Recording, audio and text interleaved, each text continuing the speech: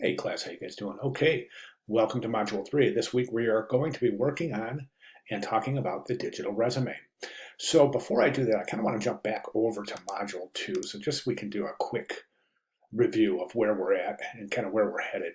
So Module 2, we talked about the logo design. And logo design is the basic foundational cornerstone of your entire branding package. And I think we went through several different scenarios on effective development of logo design as it pertains to yourself, promoting yourself in your branding package. Basically, you're taking yourself on as a client, and you're promoting yourself as such. So developing your own logo at times can be tricky.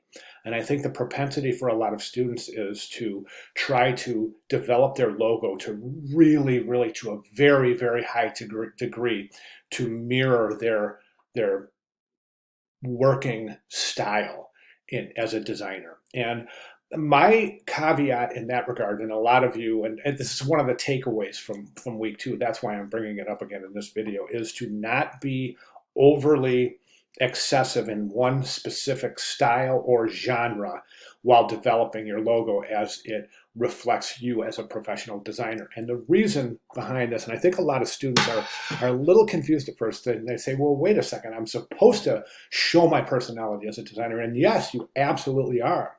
However, you don't want, let's say you're design a lot of things for a skate company, let's say, okay, and that style is very it's a grunge style. It's a very aggressive style. Or let's say you do a lot of designing for gaming, and your style for gaming is very aggressive.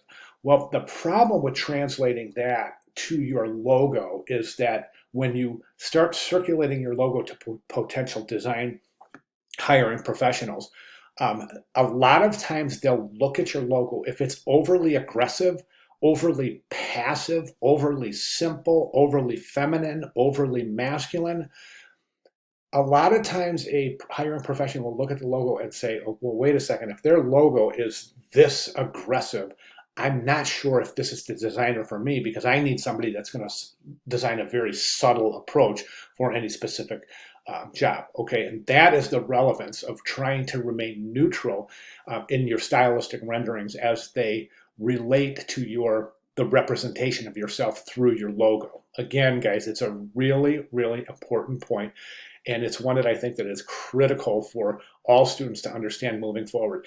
If you're having difficulty with this notion, please let me know, because I really think it's very important that students understand this so that they don't fall into the trap of designing something overly aggressive, overly passive, overly masculine. Did you see what I'm saying? We want to represent ourselves as very versatile designers, as that will increase the probability of us getting interviews in the design hiring process. Okay, hope that makes sense. Enough on that. Week 2. So logo roughs, we talked about it. So logos are in this week by week 3, right? So let's go ahead and jump right over to week 3 and see what we have in store. Wow, it's the digital resume. Okay, so through your reading, and what is a digital resume? So this really describes the difference between a standard traditional resume and a digital resume. And also in the actual announcement itself, which is right here, this also describes the differences. The relevant point here is this, guys. The digital resume, we need a digital resume without question, okay? And that is so that you can link your resume, since a good majority of your correspondence in your job search is going to be through the web. You need a resume that you'll be able to link. I mean, I've gotten design jobs, folks, and this is not exaggerating, where I have actually included a link to my resume in an email. And have had a request to see my portfolio from that point. So it's really of critical importance to establish a good digital resume. So what exactly is a digital resume, and how does it correspond to your traditional paper resume? Now, I do recommend that you establish your paper resume still. I mean, you still need it for your package, right? And you need a digital resume as well. Should the digital resume mirror the traditional resume? Let me rephrase that. Should the digital resume look exactly like the traditional resume? And the answer is no, it doesn't have to. But it should highly reflect the design style, and the content should be, of course, identical. You can take a couple of liberties. The reason you want to develop a digital resume in addition to your paper resume, your traditional resume, is that in your digital resume, it's quite likely that you will have links in different areas. Okay, so for example, right here, that's a link, right? Now, and that's great in your digital resume. All your viewer has to do is click that. In your traditional resume, that's not going to be a link. Okay, you can have the URL there, but it's not going to be a link. So keep that in mind, folks. Okay, so the digital resume, and one other thing I want to mention about the digital resume is that you can take liberties in your resume. I shouldn't say the digital resume. I should say resume in general. As a designer, you can design your resumes, and you can make it apparent that you are a designer, as this designer has done right here.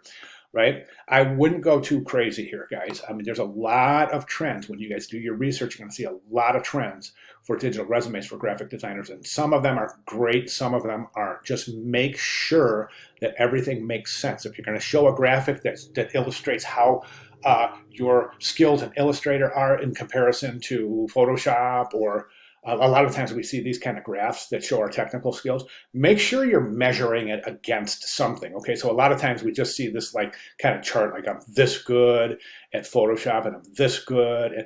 And if you notice, this one has, along this XY axis, it has values here. So the values are telling the viewer that you consider yourself to be very good here, approaching excellent here, average here, very good. Do you see what I'm saying? Instead of just having something that's nondescript as far as just kind of a graph or a gauge showing your skills, but not relating them to some sort of a measurable factor like excellent or superior, and then average, and then below average. Do you see what I'm saying? That's really important. Otherwise, you're not telling the viewer anything. And we'll talk about that, I'm sure, this week, because I think a lot of designers will use that current trend right there.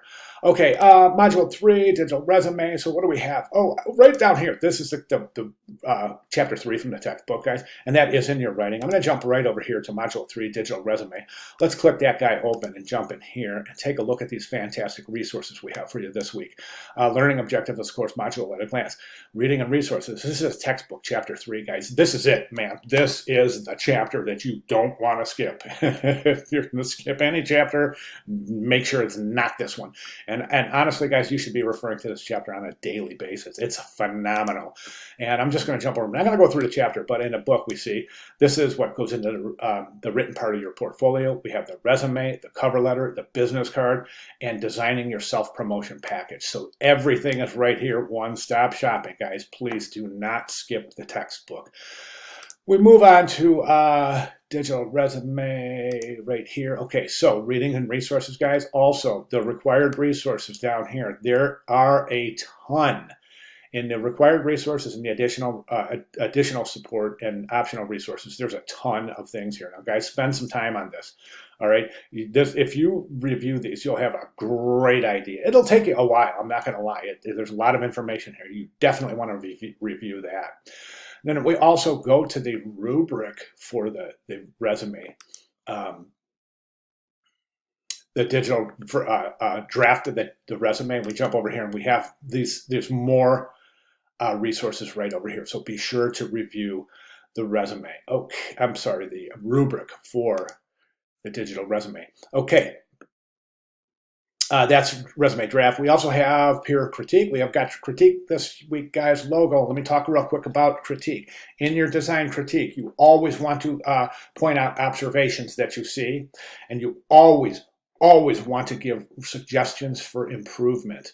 Okay, so talk about color, talk about type choices, talk about general layout, talk about the elements and principles of design. Is the logo effective? What can you do to make it more effective? The most critical part in any critique is offering advice. First of all, take a look at it, tell what's right, then take a look, say what can be improved, and then tell your peers how to improve their work, okay? It's really important that in critique you make observations as to what's working, make observations as to what can be improved, and offer suggestions on improvement. Okay, digital resume draft, talked about that. Begin working on milestone 2, business card and letterhead. Okay, the reason this is listed on here in week 3, and I'll wrap it up after this, guys, I promise. The reason this is listed, begin working on milestone 2, business card and letterhead, is this. So your logo, let's say your logo is done or near completion, right? So the first thing you do is you start applying your logo to your other collateral materials, being your digital resume, your business card, your letterhead, and your leave behind package when that kind of time comes. Now, the reason this is listed in week 3, even though this isn't due till week 4, is that you want to start working. You should be working on all of your collateral materials together. The reason I say that is because when you start designing your business card, you keep in mind the letterhead. What I would do is I would start the file for the business card and the letterhead together and work on them together. This will ensure a high degree of consistency and cohesion in the package. Okay, really important, guys, and that's the reason we start working on milestone 2. Business card and letterhead while we're working on the resume draft, and right after or at the same time we're finalizing work on the logo, because it all fits together, or it should anyway. Okay, I think that's all I got, guys. So back up here we have back to the announcement. This is standard housekeeping stuff, guys. Here's an example of the resume. Here's some really fantastic, here's your rubrics, guys, by the way. Here's the Module 3 digital resume page, reading and resources section. I left it there because it's that important. I don't want you guys to miss it. Final project, milestone 2, guidelines and rubric guidelines and rubric document right there. Hey guys, look, more resources, how to design a business card, the ultimate guide, 11 tips for creating professional letterhead, create branded resume letterhead business card in Adobe InDesign. There it is right there. And here's our summary. So yeah, more wonderful resources here for you. All right, guys, I'm going to cut it short, over 12 minutes. Didn't want to do that, but I do, of course, want to be as thorough as possible, as that is my goal in each and every one of these announcements. Of course, the most important thing at this point is that you get with me quickly for any clarifications. Okay, guys, at this point, I recommend you go through all of week 3 learning resources before you start work on anything. Really important, guys. I'm right here. Those of you who have contacted me know it's a matter of hours before I get back to you. So you're not waiting for me. If you have questions, submit them. You're not waiting for me. I promise you that. Okay, guys, welcome to the module. Let's get to work. I'll see you guys in class. Thank you very much.